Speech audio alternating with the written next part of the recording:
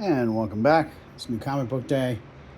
Got some fun things. It's not a huge week, but there's some interesting stuff here. Let's take a look.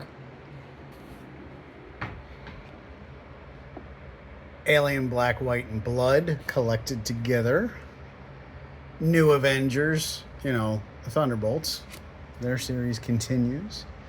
This is a facsimile edition of Batman 665 or 655. 655, yes. It's a cool cover with Joker's face, but all of it's made of bats. And it's just a very cool cover. Lots of artists enjoyed it. Lots of designers enjoyed it. I've got a friend who has it hanging on their bedroom wall. But for whatever reason, when doing the facsimile edition, they decided to include it in the Superpowers collection variant family. So that's why I got it. It's a special order for somebody. Absolute Batman. And two covers there. We now have a glimpse of what the end of the Absolute runs are going to look like. Where they go from there, I guess, is the best way to look at it. Detective Comics and a lot of glare. Robin and Batman, Jason Todd.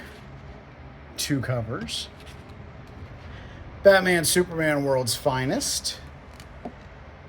Invincible Universe Battle Beast continues. Ultimate Black Panther. Bring on the Bad Guys. Abomination gets his turn. And two covers. And three covers. Eddie Brock Carnage. New Champions returns to the shelf. DC Sonic, this is a fourth printing of number 1. Absolute Flash. And two covers there. So I had skipped on this one at the beginning because nobody talked about it, but I had somebody special order it. So I got 3 issues and they're all hitting the shelf at the same time. The future is beep. I'm not even 100% sure what all goes on in this story. I have not had a chance to flip through. But Fred Van Lente, way to go. Gargoyles, Demona finally hits the shelves. This is following, of course, distributor wars and poor Dynamite having trouble just getting their books on the shelf because of the Diamond bankruptcy and sale. Ghost Pepper is a new series from Image. G.I. Joe. And two covers, and I'm pretty sure that's it this time. Godzilla Destroys the Marvel Universe. This is the end of the little Marvel Godzilla crossovers. But I believe fun has been had by all, and that's what really matters. Shiny. Gotham City Sirens, Unfit for Orbit continues. And two covers, three covers, and a shiny version, which you can barely see. Grommets. This collects the 7-issue series, I believe. This tells a story of skaters from the 80s. You have to be a certain age, I think. Herculoids. Another of those Dynamite books. Justice League versus Godzilla versus Kong, number 2. This one was held up in damage hell for a little bit. And a couple of covers, of course. Marvel Knights World to Come. Unfortunately, that might be the last issue of World to Come on the shelf because nobody's really interested. New Gods. Two covers there. I'm a big fan of Barda, so I like a Barda cover. Nightwing.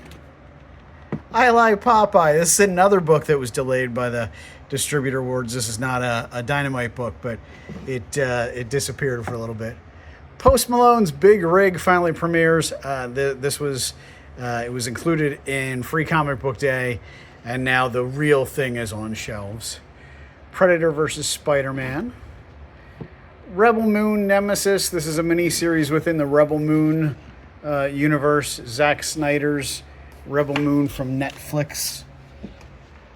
Redcoat. Death of the Silver Surfer continues. Snot Girl Volume 4. This collects recent issues of that series. Space Quest finally hits the shelves. Again, a Dynamite book that was held up. Spawn. Spider-Girl, Star Wars, and 2 covers there. Star Wars Hyperspace Stories, still featuring the Bad Batch. Superman in Action Comics, that collects recent issues in that series. Superman Batman in the DC Compact Comics edition.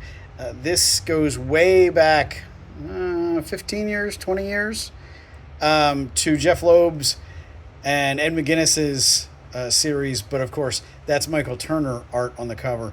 The second story, I believe, reintroduced Supergirl after coming off Peter David's run of Supergirl, which had nothing to do with Peter David's run of Supergirl. But anyway, Superman Unlimited. This was very popular.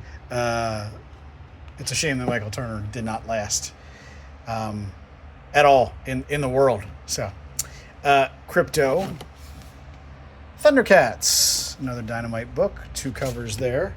They're getting back on track, so we'll see the Dynamites more often. Titans, and 2 covers there. Ultimates was another Stuck in Damage Hell, and as a result, I have 2 covers. So one of my Ultimates people will be getting a variant cover, Wonder Woman. And probably my favorite variant cover in recent memory.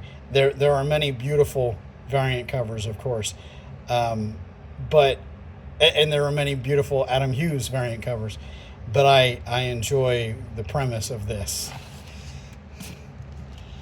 This is one of Marvel's surprise variants, so it will be marked up and available on the shelf, but it's of an issue that I will have next week. It is X-Men Age of Revelation, which leads into basically the return of the Age of Apocalypse. So get ready, people of a certain age. Exceptional X-Men. Giant Size House of M. And 2 covers there. By the way, as it turns out, the Ms. Marvel-led Giant Size X-Men series of one-shots is leading into the Age of Revelation, the return to the Age of Apocalypse. So, Ultimate X-Men, Zatanna, and a second cover, another lovely Frank Cho cover, and Zootopia, another Dynamite book, getting back on track. And then one extra thing, Batman War Games Omnibus. Again, this is just a chunk of Batman's story when we were into telling big, sweeping, year-long sort of things across the Batman line. There's a lot of gang war-related things in here. So, from a good time of quality stuff. That is everything for this week. If you see something you like, let me know. I'll try and get it for you. Subscribers, do your best. Try and catch up. If you're caught up, of course, we're good. If you're not caught up, we need to get you caught up. I think that's everything. Thanks for watching. Hope to see you soon.